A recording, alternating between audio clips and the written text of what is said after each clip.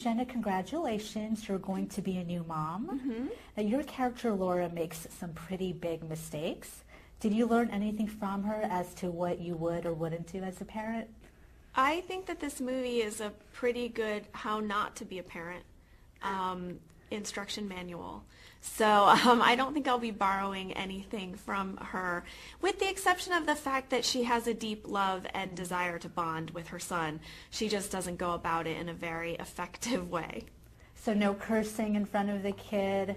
No plans for cursing, no plans for perpetuating big lies, anything like that. Smoking in the car? Yeah, no. No, exactly. Now, do you know if you're having a boy or a girl? I do, but I'm not sharing that yet. Okay, that's okay. Well, but I do know. Well, the reason I'm asking is, since you play a mother to a preteen boy, does that scare you a little bit? Like whether you think you'd be better off raising a boy or a girl? Oh, I see what you're saying. You know, I think the thing about this movie is that that's very relatable, I think, whether you have a boy or a girl, is the idea that when they're little and they love the hugs and kisses and they love to sing the songs with you and do the dances and all that, it's very easy to bond with your kid when they're that age. And then they sort of get into that teen age or that tween age, and they don't want to sing songs in the car with you, if they're a boy or a girl, you know, and they don't want to share with you about their crushes at school because you're their mom, and you become suddenly very uncool.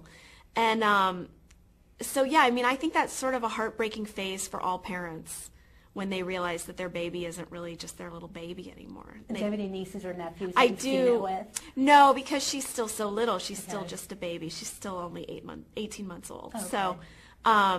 So no, but I have friends who, you know, their kids are starting to get older and they don't want to spend that same kind of time with their parents that they did before. Right. And it's heartbreaking. Now, Rob, you didn't sing in this film, but you have a band called Loot and Swing, which has a song featured on the film soundtrack. Did you specifically write that for this film? Yeah, I did. At the end of the movie, my character, Paul, plays guitar. You know, he just kind of plays this lick, and he says, "This is the only thing I ever learned." And I really liked the thing I was playing, kind of bluesy. And so I went back with my band, Loud and Swain, and we wrote it, and we wrote it for the movie with the lyrics. Sort of, it's called "Help You." So it's sort of all about sort of Jenna's character, Laura, her journey, and we sent it to the producers, and they loved it, and ended up putting it in over the closing credits. So it was a great sort of melding of worlds, you know. Can you belt out a few tunes from that song? No, you have to listen. You have to download it. I think it's available next Tuesday on iTunes. But yeah, you can access it on the internet. Are you going to go on tour anytime with your band? Yeah, we actually are going on tour in Europe later this year.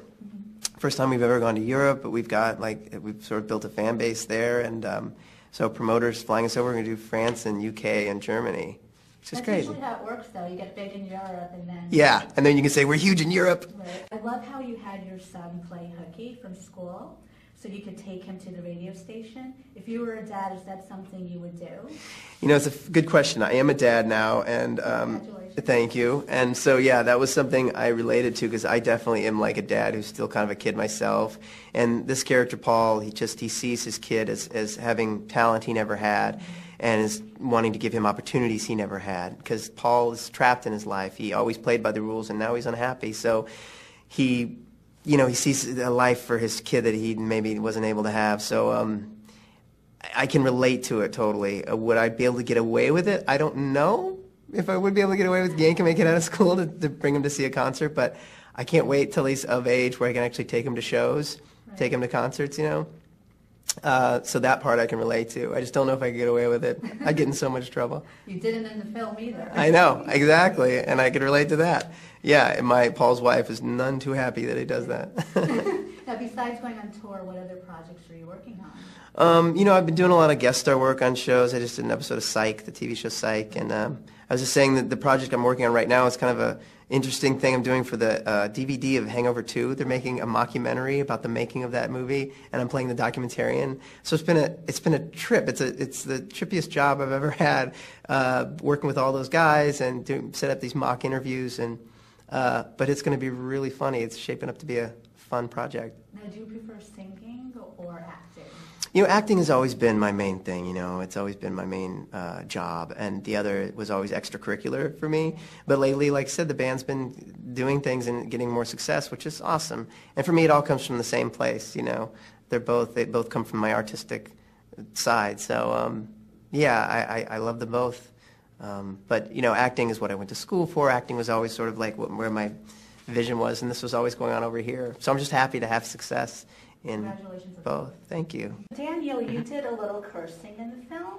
Yeah. Were you happy to use such foul language without getting in trouble? You could say that. No more curse box, if you call that, at my friend's house, because when I was little, there was a show called Viva La Bam always on, and like at the end of the cutscene in the beginning where like what's that in the beginning where it's like, this is Bam, this is and at the end, what will he do next? He's like, whatever the beep I want. And I always used to say that, and my friend's like, that's $5. I'm like, I don't have the $5 to pay. But I mean, yeah, I was very happy. I was. So did you continue cursing afterwards, or did your parents put a stop to that? Here and there when my parents aren't. When I get mad, not just for the fun of it. I'm not a sailor. Okay, that's good. Now, you're too young to remember 9/11. Did you do any homework to learn about the tragedy? Well, in school, as I was growing up, I was only like 4 when it happened. Okay. But in school, they always referenced it and told us about it. So I was very well prepared. And you live in New Jersey? I so do you're live in New close Jersey. to I was that. very close. My mom actually was right down the street from when it actually happened. She was in law school. And she just remembered she didn't know what was going on at all. And she only saw like ashes and smoke coming through the streets. Michael, Dennis tells his new classmates that his dad died in 9/11 as a way to fit in. Why was it important to you to use that specific event rather than, say, the war or a car accident, which I think people would still would sympathize with? Well, actually, when I began to work on the script, it was just to give you an idea of how long it takes or can take to make an independent film. It was only a couple of years after 9/11, so it's still very, very resonant in a way that perhaps it isn't now, although the 10th anniversary is coming up, so it may reemerge. And I wanted to set the film in New York because I'm from there, and I like the idea of shooting a film in New York if it ever got made.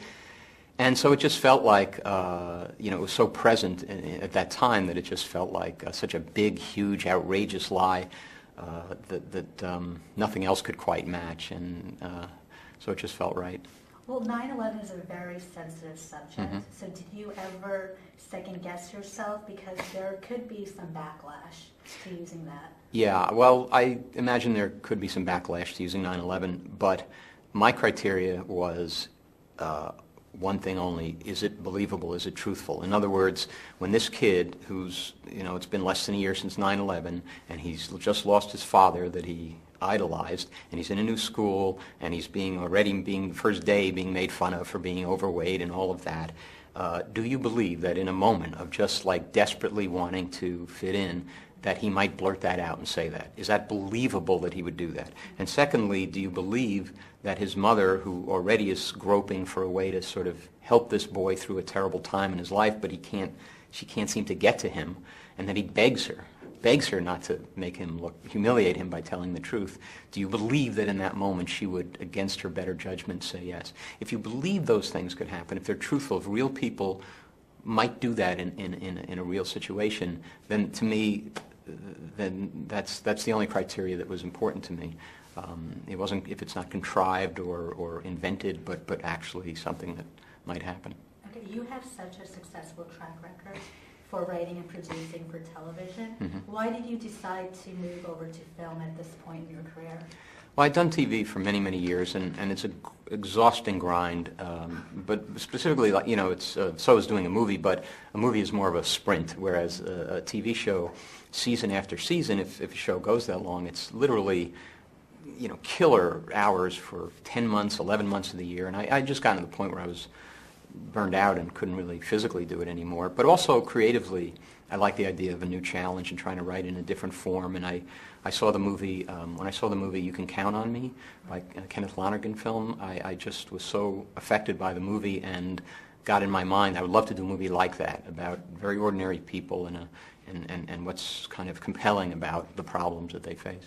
Now, I had a chance to listen to the soundtrack, and I especially love the Jacob Dylan songs. I believe he has 3 of them.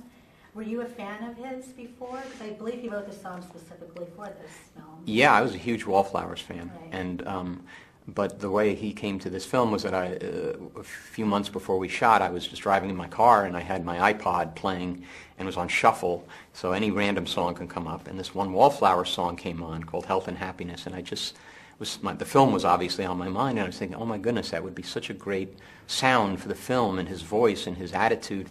And at first tried to get that song, which wasn't possible, but then we thought of, well, let's approach Jacob directly, see if he wants to compose, and as it turned out, he was open to that. And I talked with him about what we wanted in certain moments, and he just wrote these 3 killer songs. I just love them. I never get tired of listening to them. And so it was just great fortune that he was open to doing it.